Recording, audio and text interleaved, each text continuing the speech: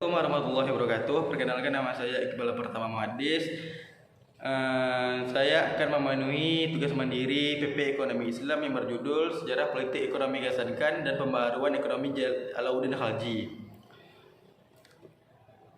Yang pertama ialah sejarah politik ekonomi Gasankan. Gasankan lahir pada tanggal 4 Desember 1271 Masehi di Abaskun, dekat Bandar Esa, sebelah tenggara pantai Laut Kaspia. Ayahnya Argun berkuasa pada tahun 1244 Masehi sampai 1291, sehingga masa kecil Gasankan banyak dihabiskan dengan ditemani oleh kakeknya yang bernama Abaga, yang mendidik cucunya untuk mempelajari agama Buddha.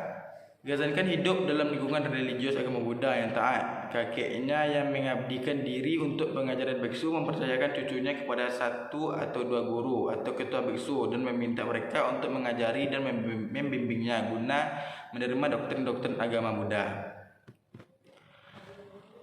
Selanjutnya ialah kebijakan ekonomi pemerintahan Gasankan. Gasankan dibantu oleh Rasid Al-Din setelah membangun sistem keuangan yang lebih baik dan lebih terkontrol, kemudian mengambil langkah untuk memotivasi para rakyat, terutama dari golongan petani, agar mau kembali menggarap sawah-sawahnya. Pada mulanya petani enggan untuk menggarap sawah karena pajak yang tinggi atas hasil pertanian.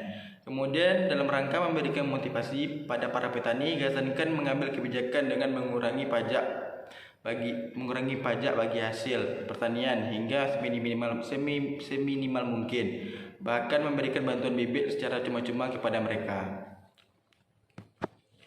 Selanjutnya ialah pembaruan ekonomi Alauddin Khalji. Sultan Alauddin Khalji adalah seorang pemimpin India dari Kesultanan Khalji yang menguasai dan mengendalikan secara luas daerah-daerah pusat dan selat India. Dia adalah putra Yagris Khan yang merupakan saudara dari Jalaluddin Khalji, sultan pertama dalam pemerintahan Kesultanan Khalji. Sultan Alauddin memiliki dua saudara kandung yang menjadi menantu Jalaluddin Khalji, sekaligus memberikan posisi penting dalam pemerintahan.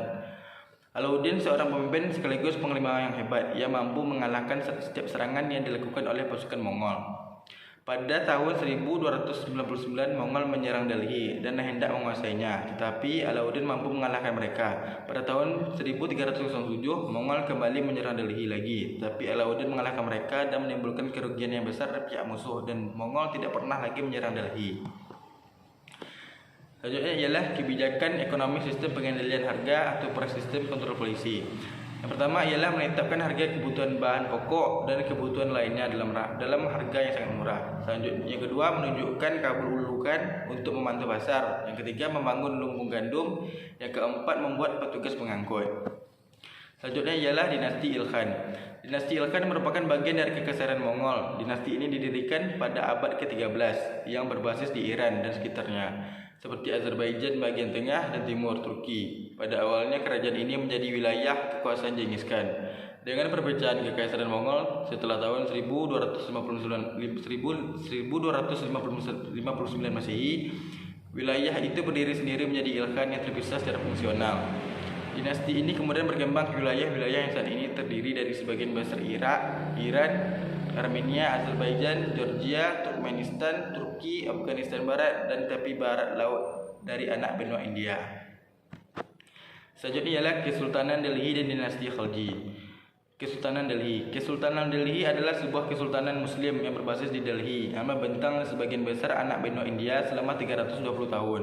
Selama periode ini terdapat 5 dinasti yang berkuasa, yaitu awal kekuasaan Turki di India, dinasti Khalji, dinasti Tughluq, dinasti Sayyid, dan dinasti Ladi. Selanjutnya ialah dinasti Khalji. Sultan pertama adalah Malik Firuz dengan nama Sultan Jalaluddin Firuz. Saat itu berusia 75 tahun. Sultan yang sangat memperhatikan syiar Islam sudah lanjut usia sehingga tidak sanggup lagi memberikan perlawanan kepada orang-orang Mongol. Oleh karena itu Alauddin Khalji naik tahta dengan membunuh paman dan mertuanya sendiri. Sultan Jalaluddin setelah ia naik tahta, Sultan Alauddin berulang kali menghadapi serangan baik musuh dalam maupun dari luar. Namun semuanya dapat teratasi sehingga kekuasaan meliputi hampir seluruh wilayah India. Oleh karena itu Alauddin dijuluki sang penakluk Asia. Alauddin merupakan seorang penguasa yang ambisius, namun beliau mendapat nasihat dari Ziauddin Barani, seorang Alaul Mulk yakni sebaiknya tinggalkan ambisi untuk menguasai dunia, lebih baik mencurahkan pemikirannya untuk membangun India.